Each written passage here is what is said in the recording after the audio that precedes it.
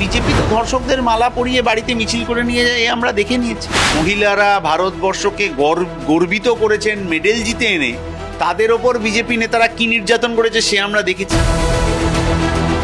তোমার বিরুদ্ধে বিজেপির তরফ থেকে অভয়ার মা সে প্রার্থী হয়েছে। কবর থেকে ফাইল খুঁড়ে বের করে এনে আমরা তদন্ত করব, যেটা বিজেপি করল না। সাইয়ার যে একটা গোটা মানুষ ভাগের রাজনীতির প্রক্রিয়া, এবং সেটা বিজেপি করছে, তৃণমূল সেটাকে আটকাতে চায়নি, এটা দিনের আলোর মতো স্পষ্ট। কেরালাতেও তো এসআইআর হয়েছে। প্রোমোটারি সিন্ডিকেট ভয়ঙ্করভাবে মাথাচাড়া দিচ্ছে, এবং অন্তর্দ্বন্দ্ব এমন জায়গায় যে এলাকার একজন কাউন্সিলরকে গুলিতে খুন হয়ে যেতে হচ্ছে।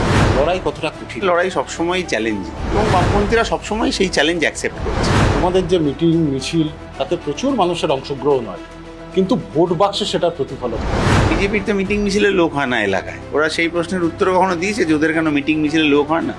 তৃণমূলের প্রার্থী পরিচিতি করতে হচ্ছে কর্পোরেশনের থেকে লোক ধরে এনে। ভোট এলেই হচ্ছে প্রার্থী কি খায় না খায় এইটা নিয়ে সবারই খুব কৌতূহল তৈরি। মানে মানুষ দুবেলা দুমুঠো ভালো করে খেতে পাবেন কি পাবেন না, সেইটাই আসল। ওই যে অভাবনীয় জিনিস একটা ঘটে যাবে এই নির্বাচনে, বামপন্থীদের পক্ষে সেই ঘটনাই। আজকে আমাদের সঙ্গে যে প্রার্থী রয়েছেন, তিনি বলা যায় আরজিকর আন্দোলনের সময় কিন্তু অন্যতম মুখ হিসেবে ছিল। আজ আমাদের সঙ্গে রয়েছেন পানিহাটি বিধানসভায় বামফ্রন্ট মনোনীত সিপিআইএম প্রার্থী কলতান দাশগুপ্ত। কলতান, প্রথমে আমাদের চ্যানেলে শুনেছেন। প্রথম যে বিষয়টা, যে লড়াই কতটা কঠিন এবারের? বামপন্থীদের জন্য লড়াই সবসময়ই চ্যালেঞ্জিং। দেশের শাসক দল, রাজ্যের শাসক দল মানুষকে ভুল বোঝানোর যে কাজ করছে, এবং সেই ভুল বোঝানোর লড়াইতে মানুষ ভাগের রাজনীতি, চাকরি চলে যাওয়ার যে রাজনীতি, দুর্নীতি যা হচ্ছে, তার বিরুদ্ধে লড়াই সবসময় চ্যালেঞ্জিং, এবং বামপন্থীরা সবসময় সেই চ্যালেঞ্জ অ্যাকসেপ্ট করছে। কোন কোন ইস্যুগুলোকে মূলত নিয়ে সাধারণ মানুষের কাছে প্রচারে যাচ্ছে? মানুষের হাতে কাজ নেই, এলাকায় পুরো পরিষেবা বিপর্যস্ত, জঞ্জাল, জল জমার সমস্যা, মশা, ভয়ঙ্কর বাজে অবস্থা, বাজে রাস্তা, কাঁচা রাস্তা। পরিশ্রুত পানীয় জলের প্রকল্প বহুদিন আগে হওয়ার কথা ছিল, হয়ে ওঠেনি। এবং এর পাশাপাশি স্টেট জেনারেল হাসপাতালের যে দুরবস্থা, সেটা নিয়েও মানুষ সরব হচ্ছেন। প্রোমোটারি সিন্ডিকেট ভয়ঙ্করভাবে মাথাচাড়া দিচ্ছে। অমরাবতী, এখানে একটা বিরাট বড় মাঠ, ঐতিহ্যশালী মাঠ, সেই মাঠ বিক্রি করে দেওয়ার চক্রান্ত হয়েছিল। বামপন্থীরা লড়াই করে, সাধারণ মানুষ লড়াই করে সেটা রুখেছেন। এইগুলো নিয়েই আমরা মানুষের কাছে যাচ্ছি, যে এদের বিরুদ্ধে প্রকৃত বিকল্প বামপন্থীরাই, সেই জন্য বামপন্থীদের ভোট দিন। মানুষ থেকে সারা কেমন করছে? ভালো ভালো প্রতিক্রিয়া আছে। মানুষ বলছেন যে আগে যাদেরকে ভোট দিয়েছিলাম তারা হচ্ছে কোনো কাজ করতে পারেন, নিজেদের পেল্লাই বাড়ি বানিয়েছে, দামি গাড়ি কিনেছে, মানুষের ভাগের রাজনীতি করেছে, মারামারি লাঠালাঠি এইসব করেছে, এবং অন্তর্দ্বন্দ্ব এমন জায়গায় যে এলাকার একজন কাউন্সিলরকে গুলিতে খুন হয়ে যেতে হচ্ছে। ফলে এই পরিবেশ পরিস্থিতির বদল মানুষ চাইছেন পানিহাটিতে। একটা জিনিস যে বিভিন্ন সময় এখন দেখা যায় যে তোমাদের যে মিটিং মিছিল, তাতে প্রচুর মানুষের অংশগ্রহণ হয়, কিন্তু ভোট বাক্সে সেটার প্রতিফলন হয় না। এবারে কি সেই মিথ্যা ভাঙবে? শূন্য কি মহাশূন্য যাবে না, এবার শূন্য থেকে সংখ্যায় আসবে? বিজেপির তো মিটিং মিছিলের লোক হয় না এলাকায়। ওরা সেই প্রশ্নের উত্তর কখনো দিয়েছে যে ওদের কেন মিটিং মিছিলের লোক হয় না? তৃণমূলের প্রার্থী পরিচিতি করতে হচ্ছে কর্পোরেশনের থেকে লোক ধরে এনে, ওখান থেকে লোক ধরে এনে, বাইরের জায়গা থেকে লোক ধরে এনে ওদেরকে প্রার্থীর পরিচিতির মিছিল করাতে হচ্ছে কেন? আগে সেই প্রশ্নের জবাবটা ওরা দিক। এসআইআর এবারের নির্বাচনে একটা অন্যতম ইস্যু, এবং বলা যায় যে তোমাদের তরফ থেকেই প্রথম মুস্তাকিব মানুষ সুপ্রিম কোর্টে এসে মামলাও করে, কিন্তু পরবর্তী সময় এসআইআর ইস্যু নিয়ে তৃণমূল কংগ্রেস ধারাবাহিকভাবে বিরোধিতা বা সেই প্রচার চালিয়ে গেছে। এসআইআর ইস্যু কতটা ডিভিডেন্ড দিতে পারে সাধারণ মানুষের কাছে? আদতে তোমরা এই এসআইআর ইস্যু যে লড়াই আন্দোলনের মধ্যে দিয়ে তুলে এনেছো, সেটা কি আদৌ কোনো গ্রহণযোগ্যতা পাবে? আমার এই লড়াইটাই গ্রহণযোগ্যতা পাবে, কারণ মোস্তারি মানু মামলা করেছিলেন নভেম্বর মাসে, বুঝতে পেরেছিলেন যে এটা একটা বিপদ হবে। আর এই যে এখন সাপ্লিমেন্টারি লিস্ট বেরোচ্ছে, সেই লিস্টে হচ্ছে যে মানুষের নাম বাদ পড়ছে। এরকম অনেক জায়গায় রয়েছে, একেবারে ধর্মজাত টার্গেট করে সংখ্যালঘু সম্প্রদায়ের মানুষকে, পিছিয়ে পড়া মানুষকে, অর্থনৈতিকভাবে দুর্বল মানুষকে টার্গেট করা হচ্ছে। কিন্তু পানিহাটিতে সংখ্যাগুরু সম্প্রদায়ের যে মানুষ, ধর্মীয় সংখ্যাগুরু সম্প্রদায়ের মানুষ, তাদের নামও বাদ পড়ে গেছে। তাহলে যে বিজেপি এই কথা বলছিল যে এসআইআরে এদের কোনো ভয় নেই, ওদের কোনো ভয় নেই, আজকে মতুয়া অংশের মানুষ, আজকে রাজবংশী অংশের মানুষ, আজকে ধর্মীয় সংখ্যাগুরু অংশের মানুষ, তাদের নাম কেন বাদ পড়ে যাচ্ছে, এই প্রশ্নের জবাব কিন্তু বিজেপিকে দিতে হবে। ফলে এসআইআর যে একটা গোটা মানুষ ভাগের রাজনীতির প্রক্রিয়া, এবং সেটা বিজেপি করছে, তৃণমূল সেটাকে আটকাতে চায়নি, এটা দিনের আলোর মতো স্পষ্ট। কেরালাতেও তো এসআইআর হয়েছে, সরকারি কর্মচারীরা করেছেন, কোথাও কোনো গণ্ডগোল হয়নি। তো পশ্চিমবাংলায় এই যে গণ্ডগোলটা হলো, এতে এরা যুক্ত হয়ে পড়েছে। আমরা বামপন্থীরা বলেছি যে আমরা এলাকায় এলাকায় টেবিল চেয়ার পেতে বসে আইনজীবীদের সাথে নিয়ে মানুষকে সাহায্য সহযোগিতা করব, ট্রাইব্যুনাল হোক বা যেখানে হোক, মানুষের যে কোনো বিপর্যয়ের যে কোনো যন্ত্রণার আমরা পাশে রয়েছি। একজন বৈধ ভোটারকে বাদ দিয়েও এবারের ভোট যাতে না হয় তার জন্য আমরা শেষ অবধি লড়ব। তোমার বিরুদ্ধে বিজেপির তরফ থেকে অভয়ার মা সে প্রার্থী হয়েছে, আরজিকর আন্দোলনের সময় তুমি সামনে থেকে লড়াই করেছো অভয়ার মা প্রার্থী হবা, পাশাপাশি মুখ্য সচেতক তার পুত্র এবারের প্রার্থী, কি বলবে? রত্না দেবনাথ 50টি প্রশ্ন করেছিলেন সিবিআইকে অভয়ার তদন্তের দাবিতে। শ্রীমতী রত্না দেবনাথ সেই 50টি প্রশ্নের উত্তর এখনো পাননি। উনি চিঠি লিখেছিলেন স্বরাষ্ট্রমন্ত্রীকে দেখা করার জন্য যে রাজ্য সরকারের তদন্তে ভরসা নেই। এখনো পর্যন্ত স্বরাষ্ট্রমন্ত্রী এসে তাদের সাথে দেখা করতে পারেননি। সিবিআই এর হলফনামা কেন বদলে গেছিল এই প্রশ্নও শ্রীমতী রত্না দেবনাথ করেছিলেন। আজ অবধি আমরা সেই প্রশ্নের উত্তর জানতে পারিনি। তাহলে এখন সেই প্রশ্নের উত্তর আমরা জানতে পারবো কি না, তার জন্য আমাদের লড়াই চলছে।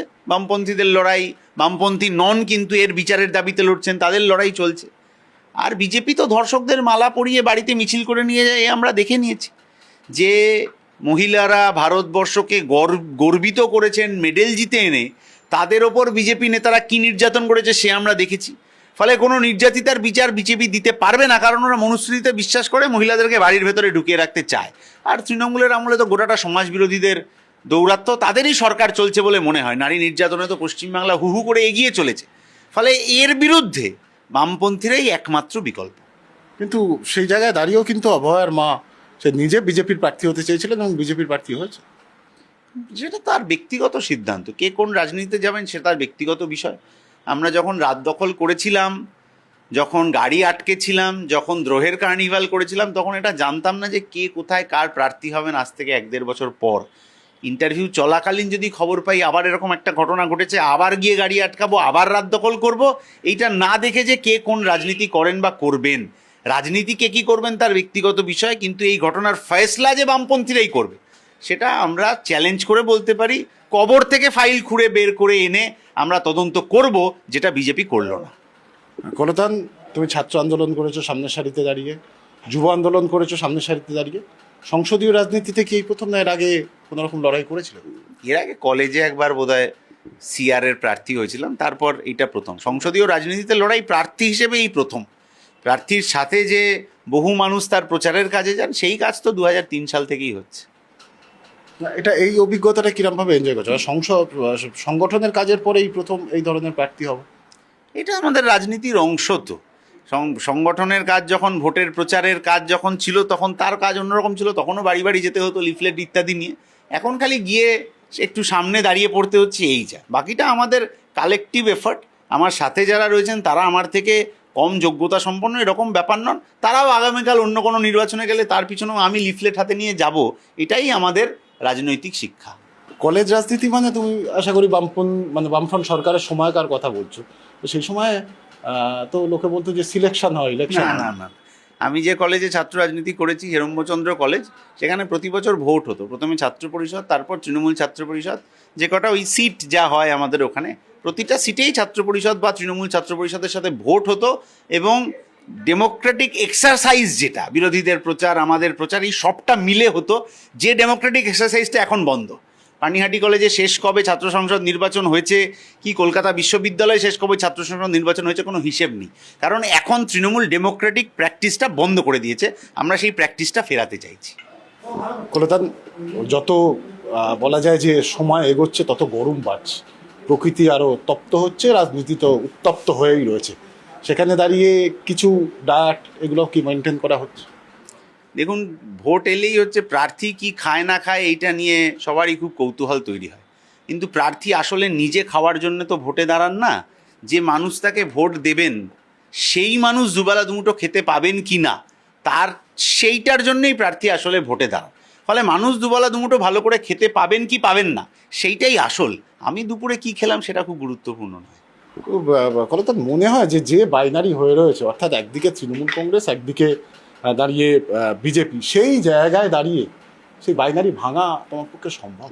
এই জমাট ভ্যাপসা গরম দেখে কেউ ভাবতে পারবে না যে সন্ধেবেলায় এমন ঝড় আসবে যে পানিহাটির অর্ধেক রাস্তা জলে ডুবে যাবে। ওই যে অভাবনীয় জিনিস একটা ঘটে যাবে, এই নির্বাচনে বামপন্থীদের পক্ষে সেই ঘটনাই ঘটবে। শেষ আর একটা প্রশ্ন করবো, রিপিটই করছি প্রশ্নটা, জেতার ব্যাপারে কতটা আত্মবিশ্বাস? 100%। সবসময় আমরা 100% আত্মবিশ্বাসী, কারণ মানুষ যে বিপদের মধ্যে দিয়ে গেছেন, মানুষ যে হতাশ হয়েছেন, সেই হতাশ হওয়া মানুষ যখন আবার এই রাস্তা দিয়ে ফিরবেন, বামপন্থীরা লাল ঝান্ডা নিয়ে তার জন্যে, তার পাশে দাঁড়ানোর জন্য দাঁড়িয়ে আছে। অনেক ধন্যবাদ আমাদের সময় দেওয়ার জন্য। আমরা কথা বললাম পানিহাটি কেন্দ্রে বামফ্রন্ট মনোনীত সিপিআই এর প্রার্থী কলতান দাশগুপ্তর সঙ্গে, এবং জেতার ব্যাপারে তিনি 100% আত্মবিশ্বাসী, এবং তিনি আশা করছেন পানিহাটির মানুষ এবারে বামপন্থীদের পাশেই থাকবেন। ক্যামেরায় বরুণ ভান্ডারীর সঙ্গে চরণ চক্রবর্তী, কেটিভি বাংলা।